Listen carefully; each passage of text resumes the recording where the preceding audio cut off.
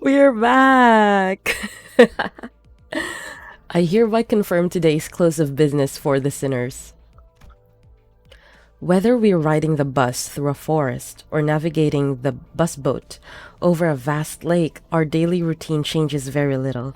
Okay, I just remembered that we are aboard the bus boat. Oh my gosh.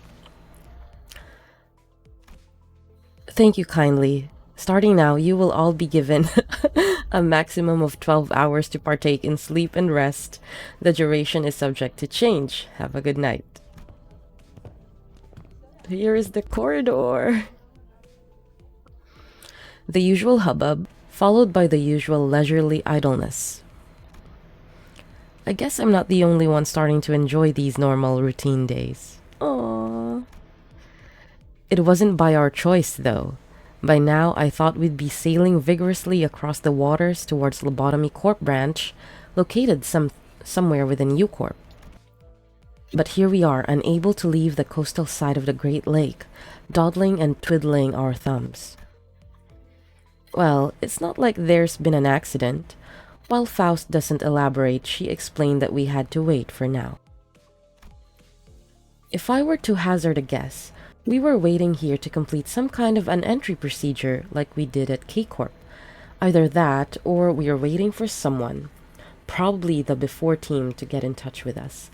I see. Yes, so standard operating procedures, entry points being checked, the before team investigating ahead of us so that we can get a lot more information before we actually go into the details of our job. Okay. Which brings us here, surrounded by nothing but endless water. The sinners chattered about inane subjects before complaining about this immense boredom. But deep down, we were all exhausted from the unending onslaught of physically and emotionally draining happenings. Deep down, we all knew these leisurely days would not last. Ugh, okay. So we each elected to enjoy this brief maritime respite in our own ways.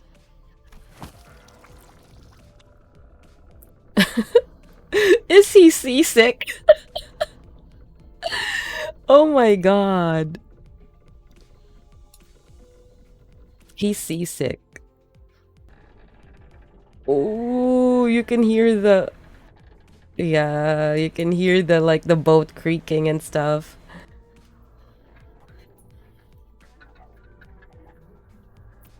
Look at this pigeon dude. It looks like Isang, actually. Okay, I have motion sickness, so... But I've, like, if I'm on a boat, like a steady boat, like a ferry, I don't mind. But if I'm, like, in a small boat, like, you know, when you go island hopping, that is the worst ever. I cannot do that. If thou needest mine assistance, as I have repeatedly made myself clear, I am quite alright. I'm so sorry I'm laughing, Isang. It's just that I can relate. Thy countenance returning the contents within thy stomach to the lake with such vigor, saith otherwise. Oh my god. He's really barfing it out, and he's as pale as a sheet. Except for Yisang, who had a surprisingly low tolerance for seasickness, this voyage was proving to be a rather uneventful. Like, in my case, it's not just, like, the sea.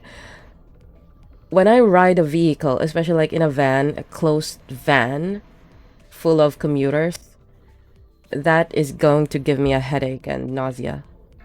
I'd rather ride a bus than a van. Yisang, the day's over. You can go back to your room now. Oh, shall I finally be freed from this suffering? Seriously, I told you that you could rest in your room if you wanted. Aww, he's smiling actually. Our fellows must have also their share of suffering. I cannot, in good faith, seek comfort only for myself. Oh, I was thinking, are they like having like the rotation watch? Like they're take turns trying to, uh, like, patrol around? I'm not sure. You're the one with the biggest share of suffering right now. While I wished that he'd be more reasonable with himself, I could see where he was coming from. I thought better of it than to try to convince him otherwise. I instead chose to help Yi-san to his room. Oh, that is so sweet. I thank you, Dante. Then, until later. I love that he used to call us manager. I mean, he did. I don't remember if he called us Dante. Like, before he grew his wings again, right? Like, it's always manager. So it's nice to see this touch of familiarity. It's like we've really become friends. I waved at him and watched until he stumbled into his room and closed the door behind him. Then I shall seek my respite as well, Manager Esquire. Yeah, rest well. Don Quixote walked into the same door that Yi-san had walked into. I could get a blurry glimpse into her room over her shoulder. Dang. But like, are we just using one room and we have all of these rooms? But yeah, remember Heathcliff? Better not. I couldn't get a good look at it, but it was certainly not in the same room as... Okay, but it was certainly not the same room Yi-san had walked into. I see these doors every day, but I still don't get it. I should probably be used to this by now, but it's still pretty fascinating how the rooms changed based on who opened the doors. I turned, leaving their shut door behind, ready to return to my room. We have a room, actually! This is the mirror dungeon. It's like the normal one and the hard one, and then this is still closed. There's a door immediately to the right side of that demarcation of the corridor we're not allowed to cross. Within that door is a space somewhat different from the sinner's rooms. In there were the wooden door to my room and the metal door leading into the mirror dungeons. The doors leading to the Luxcavation dungeons and the recently opened door to the refraction railway also come to view. Oh, so everything is just here. No new doors yet.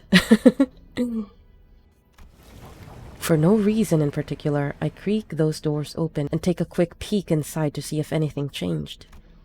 Well, I've never actually managed to catch any changes myself, but who knows? Maybe I'll notice something worth keeping to myself. Which I should probably report to Faust. Something must have caught wind of my rather mischievous thought. Oh. An ear-splitting siren blares all the way here from the other end of the bus. Blimey, what the hell is... Oh boy, this again? M.E. Kill the volume. You know what I was gonna say? I was gonna say Manager Esquire. Okay. I spun around to face the other side of the corridor. The sinners, alarmed by the noise, were one by one peeking out of their rooms. They were used to the siren by now, but that didn't change the unpleasant fact that their sweet private hours were disturbed. Well met, Dante. Let us observe this disturbance together. Okay. I accompanied Faust to the helm. She fiddled with a few buttons and shot off the alarm.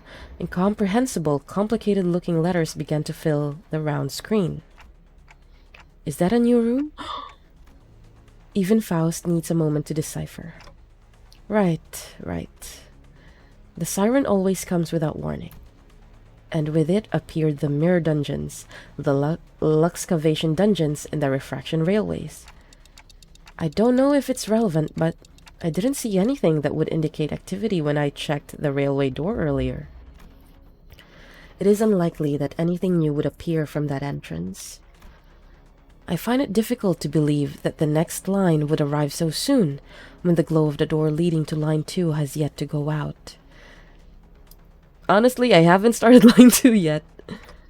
I guess you're right. The first railway really took me by surprise when it appeared. A new door had appeared before us, its edges shimmering with a blue glow. And when we entered it... It's a train. A mysterious vehicle was just sitting there, waiting for us. Wait. Is this the express train to hell? Because you have 4 lights, and it looks like an elevator. Its appearance somewhat resembled that of Mephistopheles, but it was also patiently clear that I never see anything like it before. An odd feeling. I see that your first encounter with a train has left a strong impression, Dante. Well, I recall that you had a rather violent reaction when I entered the train to observe its interiors. Come on, I wasn't the only one that freaked out. Everyone did.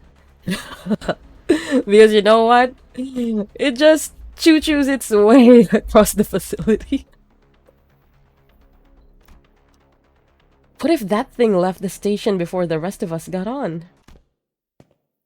Was what I wanted to say if Faust hadn't already turned around from the screen to which her eyes had been metaphorically glued for a while and walked away. This wasn't it then. No, this particular volatility is not something we can utilize. Right, I thought it was an awkward time for a new door to appear. Too soon. The dungeons and the railways appeared at awkward times as well, Dante. I recommend that you refrain from settling into a premature conclusion. A new variable may present itself at any moment. And it's Faust who has come to accept the variables. Moreover, if this volatility has triggered an alarm in Mephistopheles' engine, then it naturally follows that a new door has appeared at an indeterminate location down the corridor.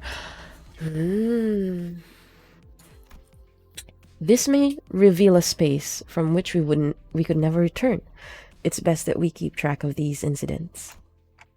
Even Heathcliff won't do anything like that again. Probably. As per my last advice to you, a premature conclusion is... Regardless, no serious issues have been detected at this moment. It would be most apt that we enjoy our remaining rest period. Now, if you will excuse me, rest well, Dante. With those as her parting words, Faust disappeared into her room in her usual manner. Left alone again on this boat, I looked at the numerous letters displayed on the screen. Numbers, unintelligible letters, drawings and symbols depicting something. I had to shake my clock head after staring at the dizzying sight for a while. I wonder if this is how Yi-sang felt earlier. I'm starting to feel nauseous. I was barely able to hold back the vertigo from setting in. Time to saunter back to my room. Let's turn in early tonight. Oh. Okay. Another day, another prolonged and dreary period of waiting. Waiting, and some more waiting for something to happen. Of course, our bus boat was still floating on the coastal Great Lake. Voices of discontent among the sinners started small, but they have been growing increasingly incessant as of late. Oh. Gah, holy crap. Oh, green. All of a sudden, an ear-splitting siren echoes throughout the cabins. It's that alarm again, warning us of a volatility in Mephistopheles, but it was much louder, much more painful than the ones we've heard before. When I read when I read much painful, I thought like it was like Mephi who was, in so much pain that their alarm starts going off even louder. Oh my god. Because Mephi is kind of alive as well in a way. And this time it wasn't the only thing that assaulted our senses. Huh? We've never had flashing lights like this before, right? What is it this time? The hell did you feed this bloody rickety bus? Oh, this must be a signal that the long-awaited adventure is finally nigh. Is this what we've been waiting for this whole time? No. Virgilius frowned as though he sensed that something was off. He turned to Faust. It was one of those rare occasions when I could sense the slightest hint of confusion from him. Yeah, this is what I was asking. Whew. Mephi's blaring and crying. Mephi sick? What is this, Miss Faust? I wasn't informed about a siren like this before. First, a correction of falsehoods is in order. Mephistopheles is not bloody rickety, and eating is not a part of its behaviors. It does make infrequent use of the enkephalon supply gear installed in the engine for fuel, but that is of no negative consequence. Even if it was, whatever issues may arise can handily be repaired after a proper total disassembly. Infrequent use of enkephalon. So, well, Mephi is fueled by enkephalon, but I guess it's... in a car, when we say in a car, it's not...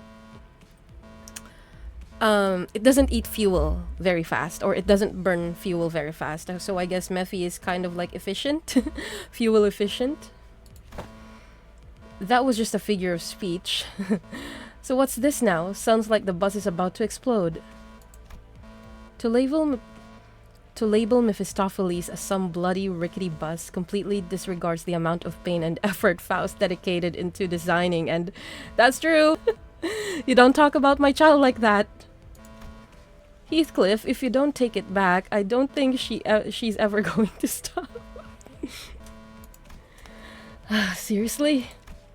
Yeah, Heath, take it back. The bus might actually blow up before she explains anything. Ugh. I take back what I said earlier. Right? I mean, Heathcliff is so... What was the word I'm looking for? Like, Heathcliff can be so consensual as well, right? So... I cannot comprehend what you are attempting to take back. Your rather abstract reference to this unknown concept that you supposedly mentioned earlier is hardly clarifying. Anyway, allow me to list the specifications of screws used in Mephistopheles' construction that make this creation so impressive. First, oh my god, my voice.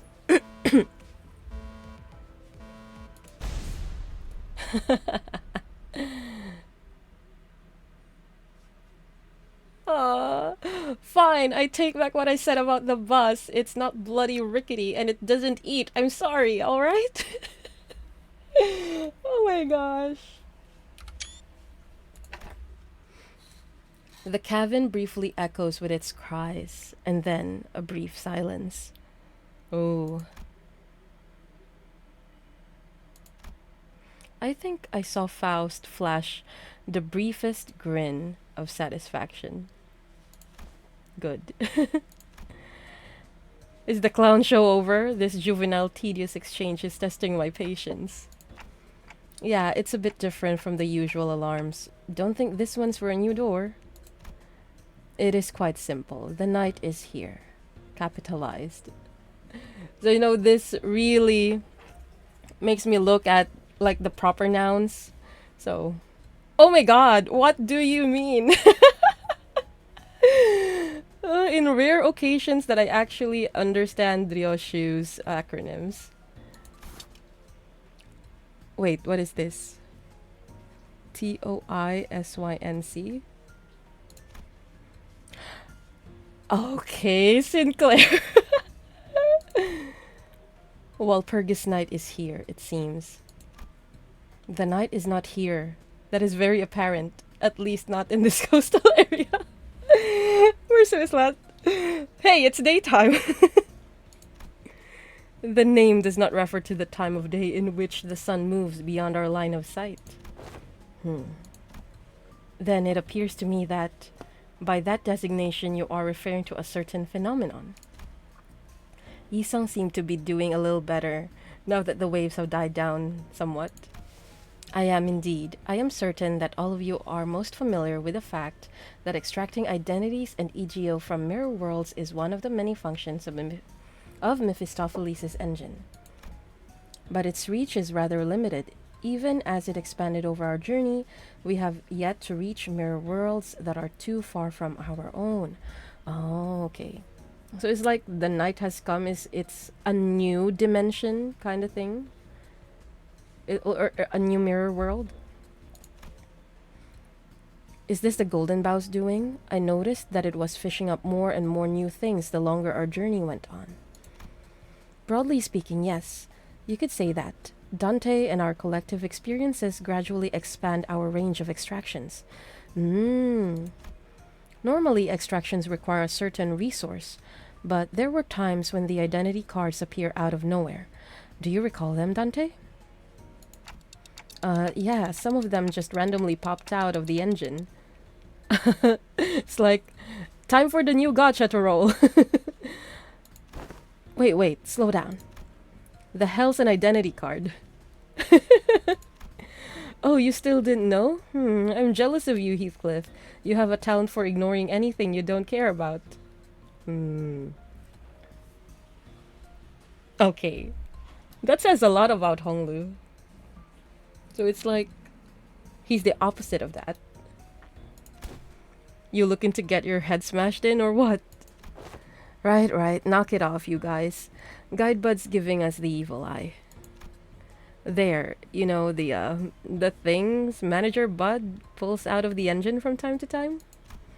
Those little rectangular objects with our alternate world. Wait, was it mirror worlds? Anyway, it's those things with depictions of our other selves on them. Yes, the things that look like Okay. The things that look like mahjong tiles. I thought they looked a bit like wafers. Oh, but you know, there are cards that come with wafers sometimes, like texts and like they do come in with those wafer packs sometimes. I believe their denomination comes from their appearance as cards that contain identities. Thus, it naturally follows that they are named identity cards. Yes, and the Golden Bough is a branch that is gold. So we're using those rectangular toys to transform into our alternate selves? I never used them before. That's because I'm the one using them.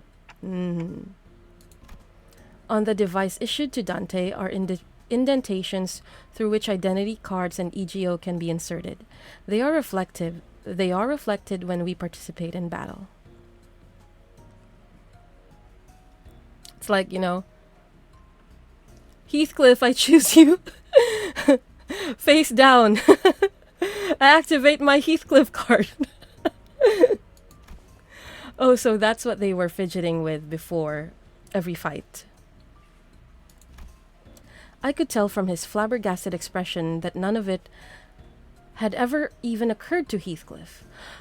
Okay, but the thing is, the identities and the LCB sometimes mix their realities, right? Not exactly mix, but when Dante uses the identities, like, the identities leave a part of them even a part of their memories to the LCB. And Heathcliff never experienced that? Is that what it's saying? He does not remember being another kind of identity? Or had he? This is very, very curious. Don? On the other hand, Don Quixote wore a somewhat forlorn expression. What's wrong, Don Quixote? Well, Is this not about time when Ishmael would intrude upon this conversation and denounce Heathcliff with biting words such as, "You still didn't know? That's just like you. This emptiness weighs heavily upon mine hearth." Oh, where's the usual Ishmael and Heathcliff bicker? Oh, you're right. Something was missing from this whole convo. I knew it. You're right, daft bastard. You're right, daft bastards. Enough. We're not getting the information we need. Miss Faust, please explain the present situation. What are these green lights? Understood.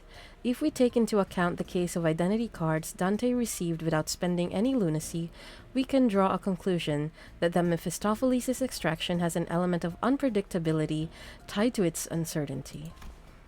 The hell is she blathering about now? Yet this item is of your design. To say that it has an element of unpredictability would indicate that... Correct. Enkephalin fuels the engine, yes. However, extractions and reconstructions utilize chaos. Well, in easier terms, you could say that it uses the concept of possibilities itself as fuel. Dang.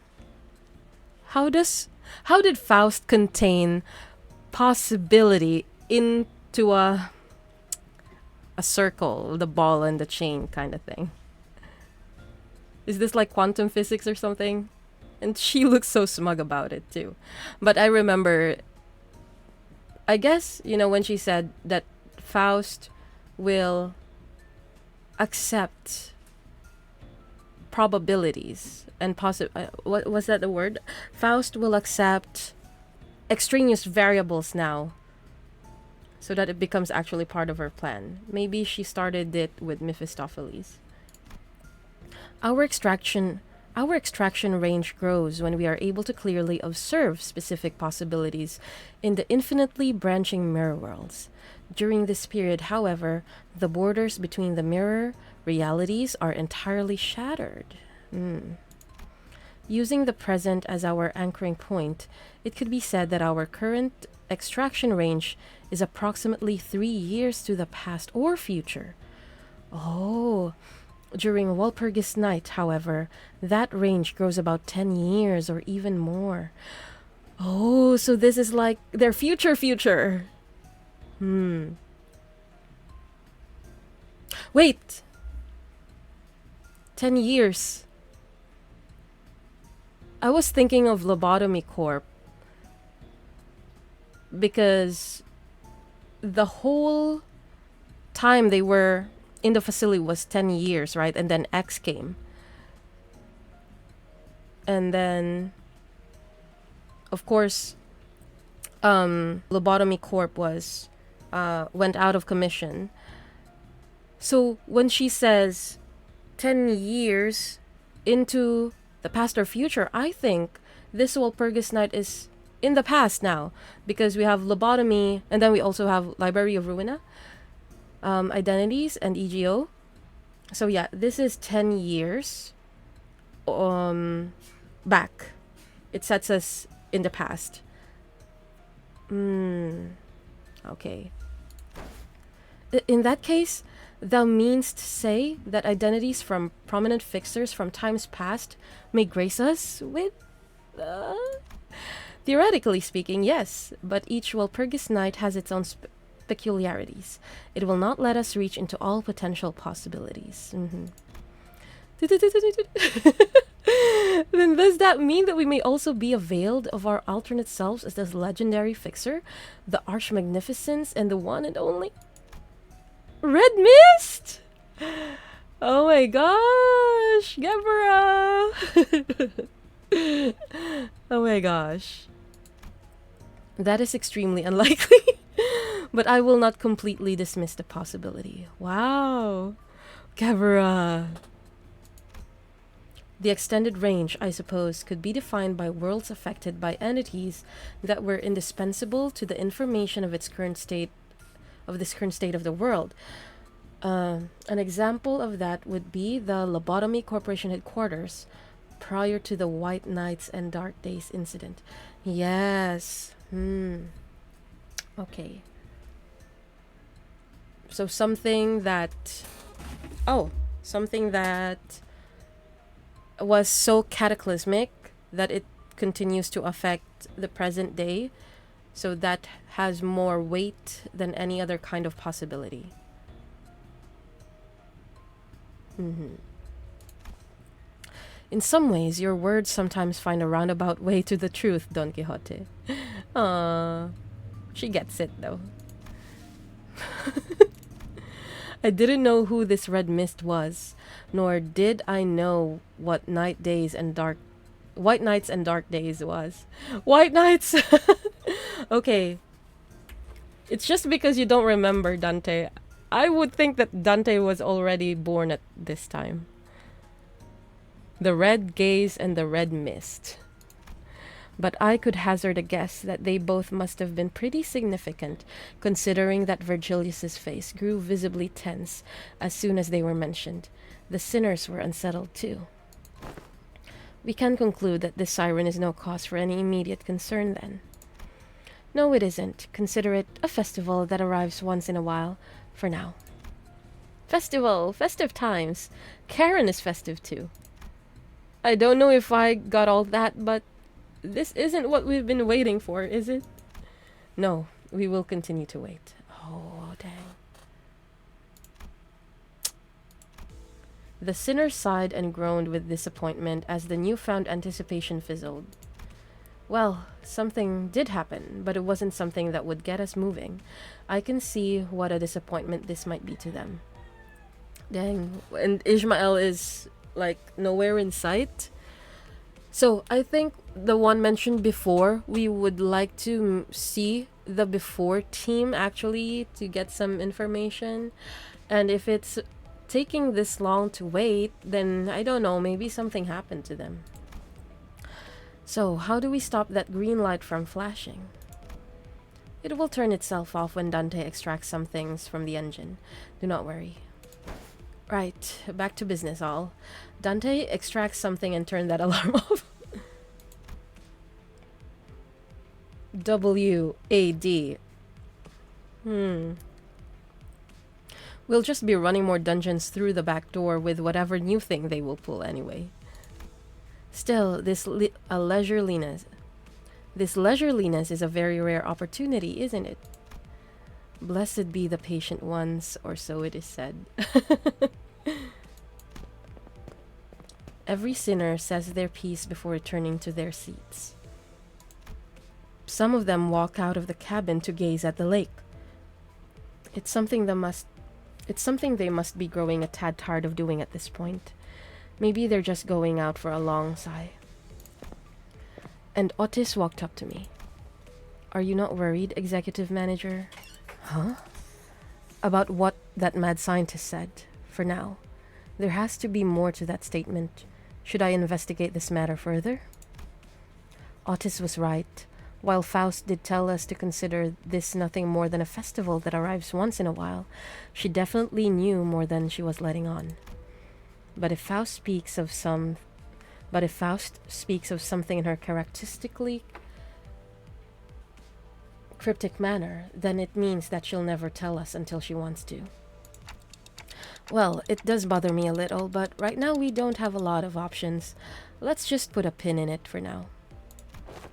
Otis nodded affirmatively, bowed, and returned to her seat.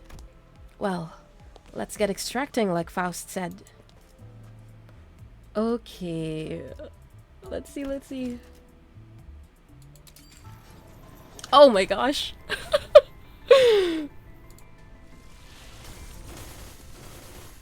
Okay. Oh. Oh my gosh.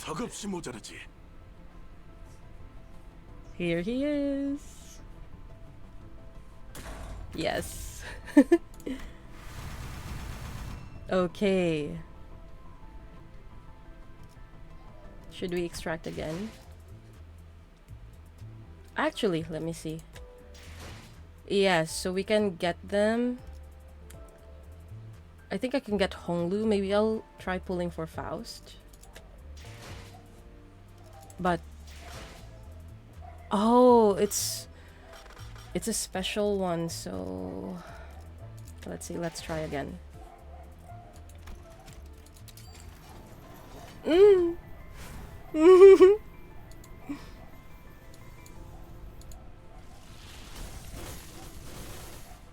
Oh. 아, 이 Yes. 사무소에서는 아무렇지 않게 사람을 죽여도 Yes. 경류한 상태에 대한 작업을 시작합니다. Okay. I think this was like one of my best pull sessions. So we got the 3 of them. All right. Okay. Oh my gosh. So after this, 오늘따라 해가 밝네. I have to 그건 충분하겠어. read Dante's notes for season 2. I think there won't be. Let's see, actually. I have to read Dante's notes, so everything that is red, I haven't read it. And of course, we will read more of the identities. Yeah, so I actually only have read the Kurokomo and Blade lineage. So the Liu was next up, next. So yes, there will be a lot to read for the coming days. 오늘따라 해가 And I can't wait to learn more about the Sinners and the Mirror Worlds.